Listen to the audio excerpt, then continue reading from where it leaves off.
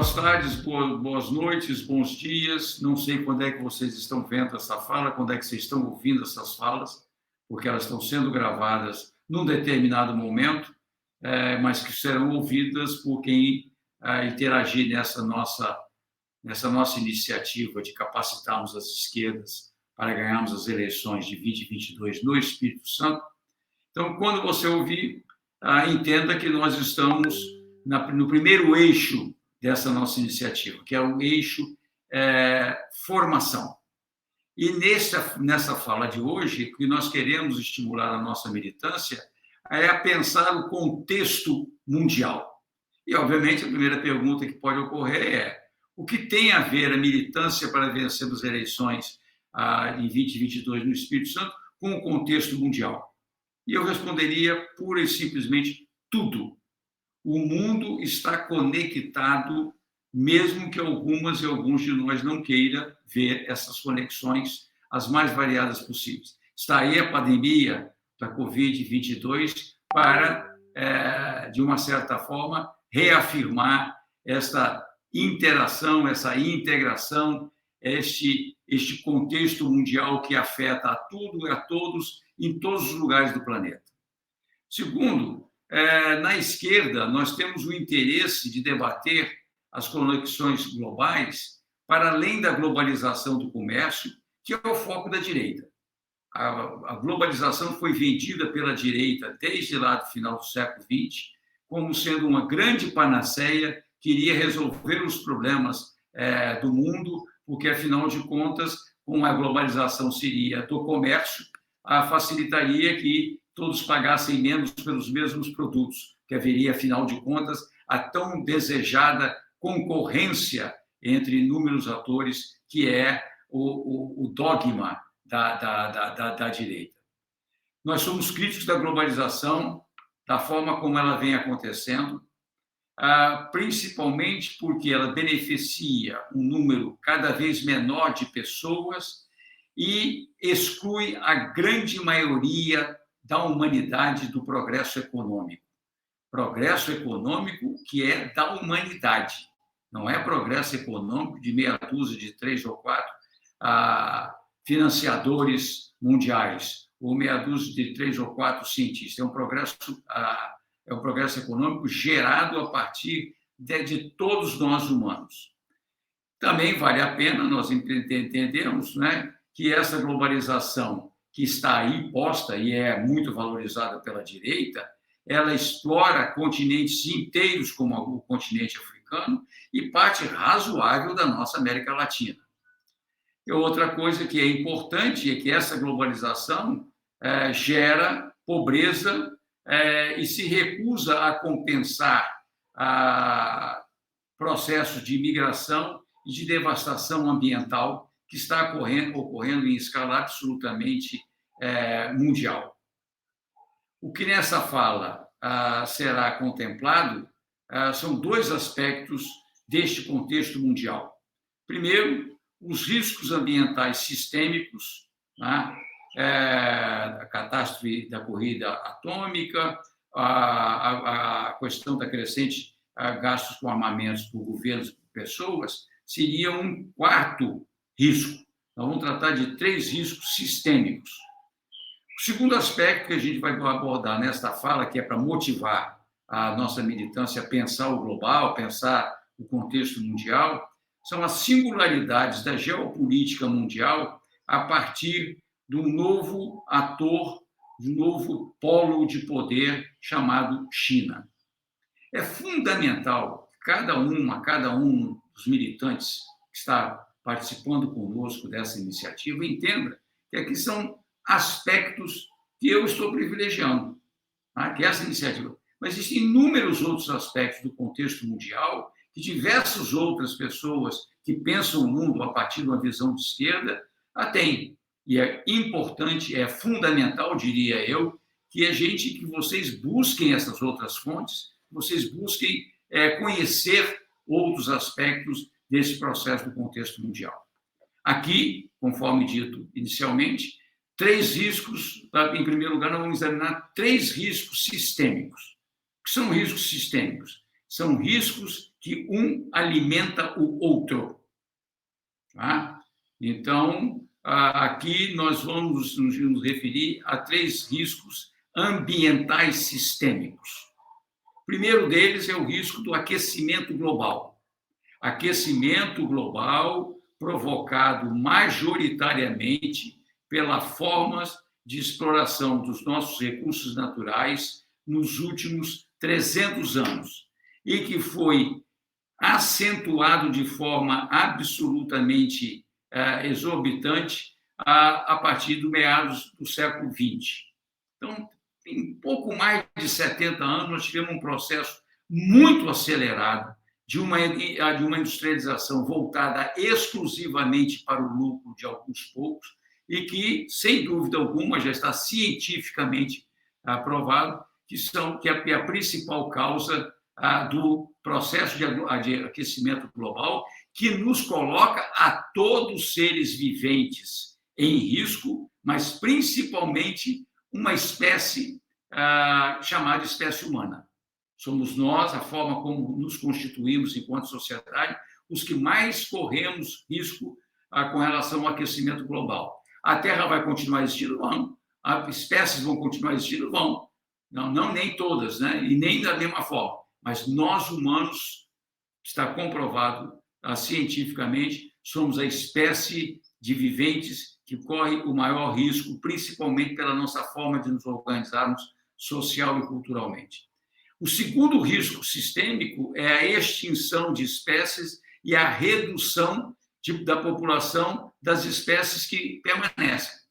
Esse é um outro risco profundo que, obviamente, é aumentado a cada momento em que se cometem verdadeiros crimes ambientais, como o desmatamento da Amazônia, só para a gente ficar no Brasil, ou, eventualmente, uma série de coisas que nós fazemos na nossa costa capixaba e que, sem dúvida nenhuma, provoca extinção de espécies e redução da população daquelas que ainda resistem. Um terceiro e quarto risco sistêmico, né, é a contaminação dos seres vivos. Nós precisamos entender que o processo de contaminação de seres vivos é crescente e é cumulativo. Tá? Um ser vivo, como um rio, como um mar, como uma floresta, como o solo, ao ser contaminado, contamina tudo aquilo no seu entorno e chega, obviamente, na maioria das vezes, a nós mesmos, nós seres humanos. Então, só para falar numa contaminação de seres vivos que nós, aqui no Espírito Santo, conhecemos tão bem, o crime ambiental da Vale, né, quando em Mariana teve o rompimento da barragem e os resíduos vieram contaminar ao longo do Vale do Rio Doce, mas também vieram contaminar a nossa costa, gerou a contaminação de inúmeros seres vivos e nem os cientistas sabem com precisão até onde essa contaminação vai e quais são os efeitos dessa contaminação. Então, é importante, quando a gente fala em contaminação dos seres vivos, que essa contaminação dos seres vivos é efeito direto, é resultado direto daquilo que é feito com as nossas águas, com o nosso ar e com o nosso solo. Falei das águas, seja do Rio Doce, seja na nossa costa, mas quem mora na Grande Vitória sabe qual é o efeito de parcela da industrialização que acontece aqui e que polui o nosso ar, e aí a gente sabe como é que nós nos contaminamos.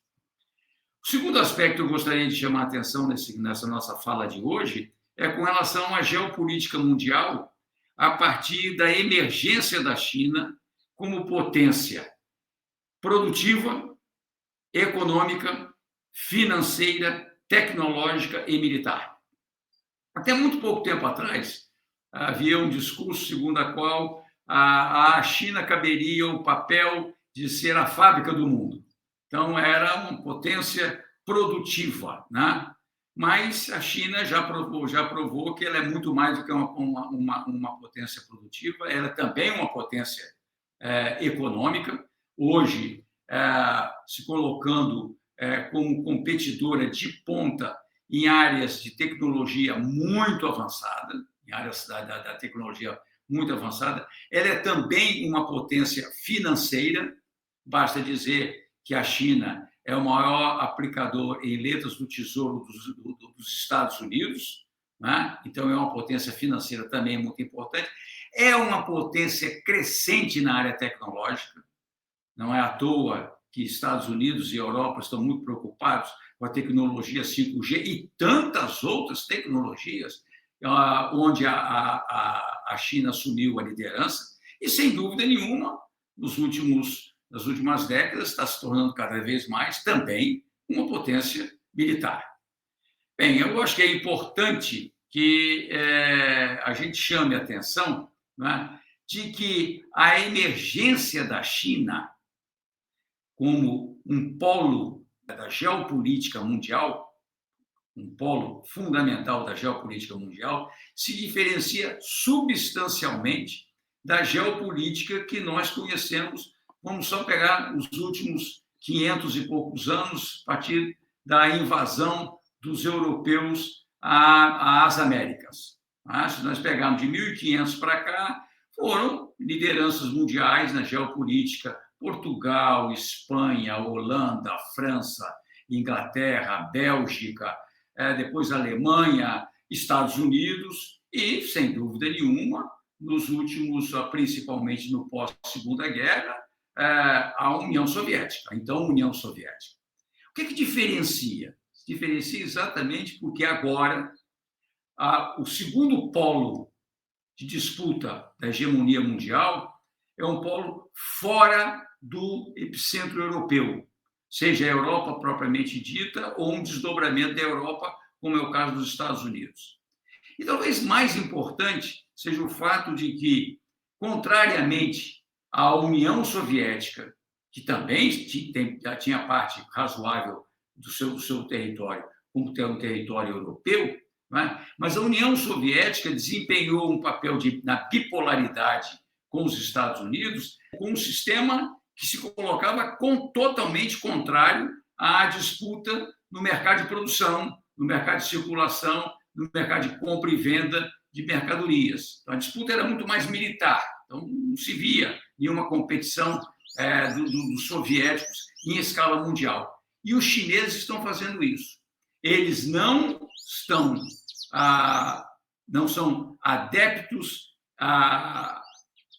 sem qualquer, não são adeptos a críticos, não são adeptos a críticos do capitalismo, né? Tem lá o regime deles, mas estão competindo em escala mundial de acordo com as regras do jogo do mercado.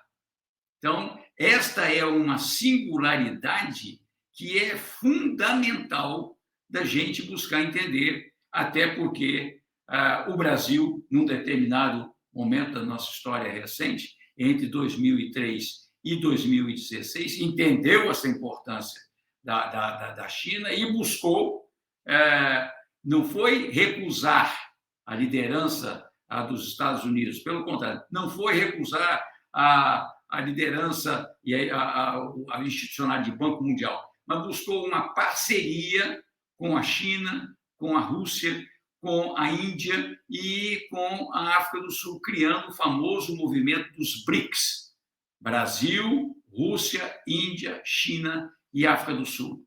Lamentavelmente, o golpe de 2016 reverteu essa iniciativa, a participação do Brasil nessa iniciativa, e nós hoje somos, na América Latina, um parceiro secundário ao que a China busca fazer, inclusive secundário à Argentina, que agora mesmo, recentemente, assinou um acordo das rotas com a China. Eu gostaria de terminar essa fala inicial fazendo algumas provocações. Vamos pensar um pouco. O que é que tem isso que a gente colocou de riscos sistêmicos, isso que a gente colocou da geopolítica, com o nosso dia a dia, com aquilo que acontece no nosso município, aquilo que acontece na nossa área de trabalho, aquilo que acontece nas nossas disputas políticas. E eu gostaria de enfatizar, e isso é fundamental, e eu busquei, chamar a atenção para alguns dos aspectos com relação a risco sistêmico, né? Ilustrando com casos que estão aqui no Espírito Santo, mas eu talvez gostaria também de ver que as pessoas começassem a pensar, nós de esquerda, que queremos disputar as eleições, pensamos em como é que nós, no Espírito Santo, nós de esquerda no Espírito Santo, podemos contribuir para diminuirmos esses riscos sistêmicos. Nós temos muito pouca coisa a fazer em termos de guerra atômica. Nós podemos participar um pouquinho aqui com relação a desarmamento. Mas o que a gente pode fazer? Ou aquilo que ainda restar nosso de natureza, como é que a gente pode reverter para a gente diminuir o aquecimento global, para a gente não contribuir para a extinção de espécies e para que a gente possa também diminuir os efeitos nocivos da contaminação de seres vivos. O que é que a China tem a ver com a gente? Quanto daquilo que nós produzimos no campo capixaba hoje depende do mercado da China? Seja o mercado comprador da China, seja o mercado fornecedor de insumos. O quanto daquilo que nós produzimos industrialmente no Espírito Santo é destinado para a China? Então, vamos pensar, enquanto sindicato, enquanto movimento social, vamos pensar criticamente. Aqui não se trata de querer sair da égide do imperialismo estadunidense para eventualmente aderir a um imperialismo chinês. Não. Independentemente se tem diferenças entre eles, o que nós queremos aqui é nos colocarmos como atores políticos que olham a realidade de forma crítica. Boas conversas, boas reflexões, e a gente se encontra brevemente.